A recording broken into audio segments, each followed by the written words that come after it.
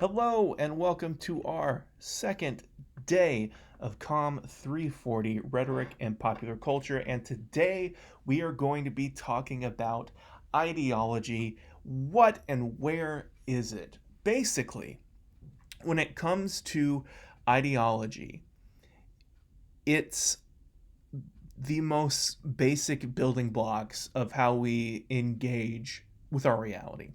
And by that, I mean it's the invisible assumptions, the invisible pieces that make things make sense. It's a substrate, if you will. Things come out of ideology and we understand them. And this will make sense as we move along. But the first thing that it's important to notice is that ideology is everywhere. There isn't anything that is immune from ideology, whether it's from value judgments, thinking things are good or bad or anywhere in between, whether it's our goals and our desires. It's all a product of ideology. And ideology is maintained and created spontaneously through communication. We perform ideology by living our lives, which are based on ideology, and by doing so, we further it. It's performative in that sense. Not like being on a stage, but the way that it's meant in gender studies. Performativity is about replicating something as you're doing it. Here is a definition of ideology that I'm actually a pretty big fan of. An ideology is the set of beliefs that affects our outlook on the world. Our ideology is our most closely held set of values and feelings, and it acts as the filter through which we see everything and everybody. It's basic, right? It is fundamental to our thinking, our ideologies. In fact, these beliefs are often so close to us that we do not realize they are there. We simply think that our beliefs are natural and obviously true. Ideology impacts us to the point where it affects how we view reality, what we see as true, honest, and real. So that's profound. And if we're going to be understanding the culture around us, through popular culture in our case, then it is vital that we understand ideology. Religion is a type of ideology, and religious beliefs certainly affect a person's view, it affects their behavior, and religion is just an example of an ideology. And that definition is from SparkNotes. Way to go, SparkNotes. It made me laugh when I found that definition on SparkNotes. I was like, okay, way to go. But there are more examples of ideology. You're swimming in it constantly. Um, but we can pull a few examples to sort of share and explain the idea. One is the idea of the American dream. So, what is the American dream? Well, it changes over time, but it's usually somewhere along the lines of a narrative that says that America is a land of opportunity, that in the United States, if you're willing to work hard, then you can get whatever you want. Some versions of the American dream encourage people to own a house with a white picket fence and 2.5 children, right? It's these ideas of what is possible in America and then also sort of what Americans are striving for. The reason I call it a narrative is because I'm sure we all know people that work extremely hard but don't have things to show for it. So it's a narrative to make things make sense, and in part could help explain why you're at the University of Alabama, right? We think that getting an education will get us a good job, that getting a good job will enable us to have the capital to get the things that we want. It's part of that ideology. And the ideology is helping make our choices make sense, but also, even deeper than that, is helping the systems in place that enable those narratives to stay in place. It's very interesting. Political parties are dripping with ideology. We just got done with the Democratic National Convention, coming up as a Republican National Convention, and these are artifacts of the utmost ideology. In these events, which are essentially just big infomercials for the political parties, they try to convince the audience of a vision. They try to create an identity, a relatable entity that voters can identify with and then vote for. So the Democrats just had theirs, the Republicans are getting ready to have theirs. Um, Pay attention to these, right? Pay attention to what we're being told is important, what we're being told to value. It's always interesting to see how the political parties cater their messaging around various ideologies. Another example is cultural epistemologies. Now, a cultural epistemology is essentially a description of the ways of life from a particular culture by a member of that culture. And these can be incredibly broad. They could do one on American culture. They could be incredibly specific. You could talk about the cultural epistemology of a game day tailgater on campus. Um, but they help describe, they're a way in to the specific ideologies of a culture, however defined. A great example of this is the book Black Feminist Thought by Patricia Hill Collins, which, if you haven't read, is excellent and does a good job of describing this sort of cultural standpoint that's important here. And those serve as ideologies, or at least give us a way into seeing ideologies. Here is a video from a documentary. Um, it's Slavoj Žižek talking about the 1988 film They Live. I'll let you watch this on your own in the slides.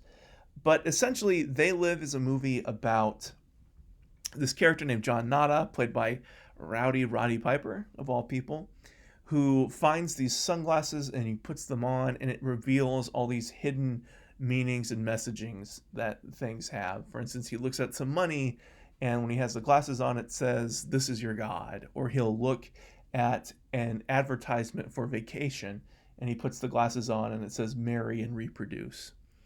And Žižek explains this as showing that ideology is not the thing that we put on and off. Ideology is not the veil that we're seeing through, that we just need to move out of the way to see the truth. That's not how it works. Instead, ideology is what we see, and critiques of ideology, things that get us past that or reveal the mechanizations of ideologies, those are the things that we sort of take on and off to critique what it is that we're seeing.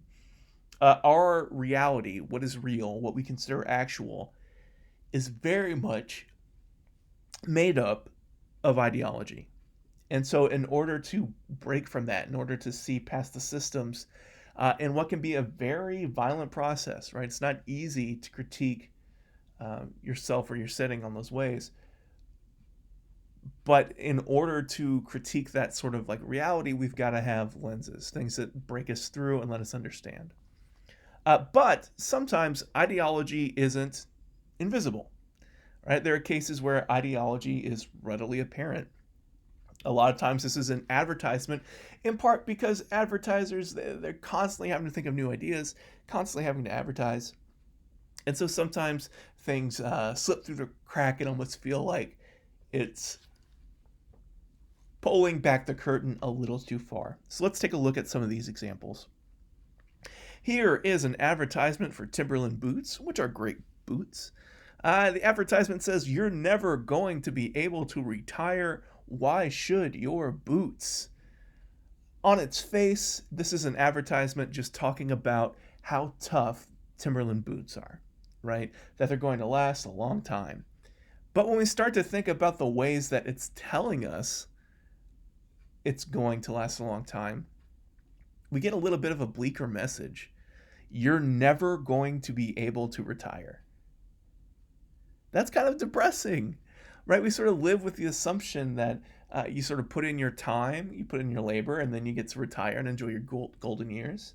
Whether it's because you have a pension of some sort or it's because of Social Security, we're told that, yeah, you do your work and then you get your free time.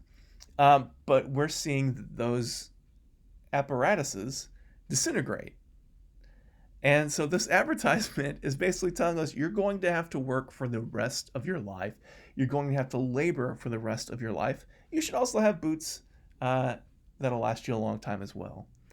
And that should be a little disconcerting, right? It's revealing the ideology and the idea that people are used to the fact that they're going to have to work for much longer. Much longer than they ever have before.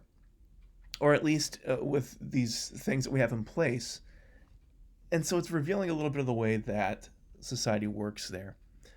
This next one, donuts. Donuts are great. Donuts are delicious. Fresh donuts, even more so. Made fresh here at 4 a.m. If you see the mismatched socks on a baker, that's why. So, on its face, this advertisement is just talking about how fresh these donuts are. They're talking about,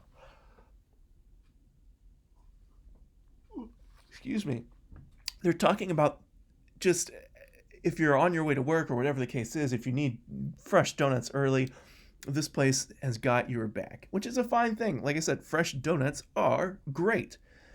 But when we dig a little bit deeper into this advertisement, if you see mismatched socks on a baker, the reason we're seeing mismatched socks on a baker isn't because there are fresh donuts, right? The reason we are seeing mismatched socks on a baker is because as a condition of their employment, they have to wake up before 4 a.m., get dressed, and go into work to start working to bake or fry or boil those donuts.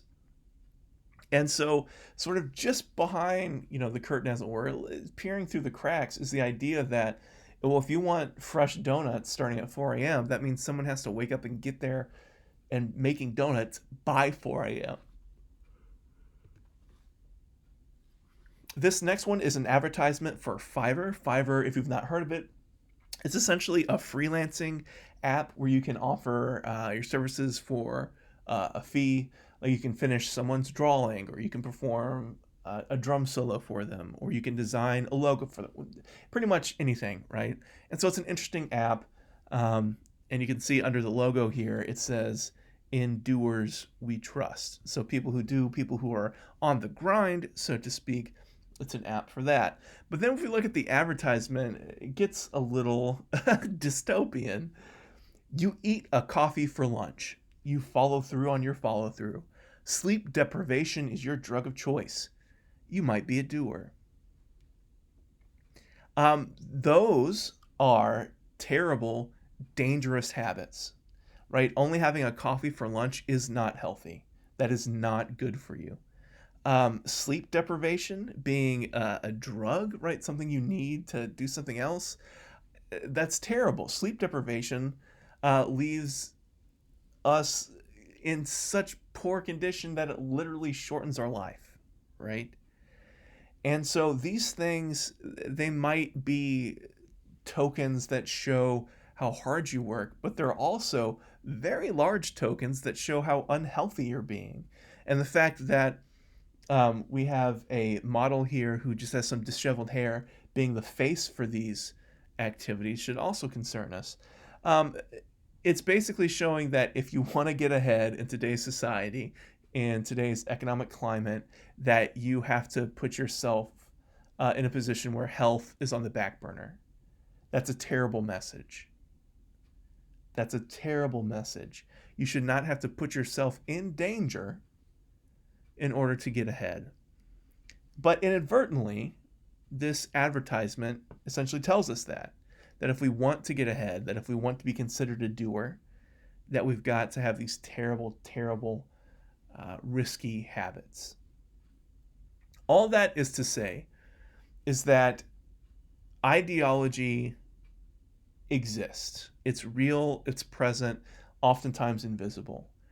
But because we perpetuate it by communicating about it, if we analyze our communication, it can give us insights into ideologies and can help us do analyses.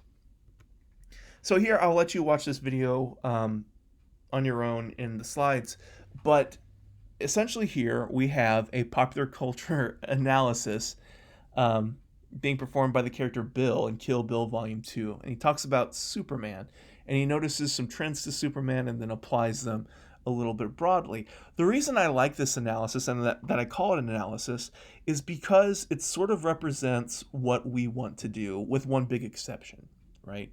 We want to look at popular culture. We want to understand it on its face. We want to understand it in its own context. And then we want to try to see what else is there, right? We want to see what are the results of some of the logics that appear in media. What are the results of some of the logics that appear in commercials, for instance, or that appear in films or characters, right? All the things that make up popular culture, because a lot of them don't have the most consistent logic, in part because the way that we've built our society is not the most logical. And so we can sort of see those ideological glimpses when we perform these kind of analyses. The big exception that I mentioned, and one reason why if we were writing a paper, I would say maybe we need another draft here, is because we don't really get a big implication at the ending. By implication, I mean something that answers the question, so what? Like, okay, Bill does this cool analysis of Superman, so what? Why is that important? Why does that matter to us? And we need to answer that question with our arguments. We need to answer that question with our analysis. If we're going to take the time to perform an analysis, if we're going to compare loads of media and discuss what sort of overarching arguments are there, then it's our obligation as academics, it's our obligation as rhetoricians to then say, okay, we've found these things, or we've seen these things in a medium. Here's why that's important. Here's why that is valuable knowledge to have, or even just here's what to do with that information. If we don't have that extra bit, if we don't have those implications, we do not have a complete analysis. But as we analyze media, as we look at what's going on in popular culture, we want to make sure that we are engaging things first that we're interested in, understanding them on their own context, and finally giving implications for the things that we talk about. In this course, as we move forward, we will analyze things that might seem trite, right? We might analyze things that might seem like novelties. But because they're cultural products, they have information about our culture. They have information about who we are and how we have things organized. And by analyzing them and taking our time and trying to perform good analysis, we can get to those bits of information. And the reason that's important is because it tells us more about ourselves. If we are aware of the way that things are outside of us, then we are more able to act upon them and become a fuller citizen of our popular culture, which is essentially, that's democracy, right? Making sure each person can enact what they feel more fully. All right, so that's it for today. I hope you've had a good week. I will see you if you're in class in person next week. And if not, then you'll hear me on another video. Please go back and watch these 2 videos. We might have a reading check about them. Okay, see ya.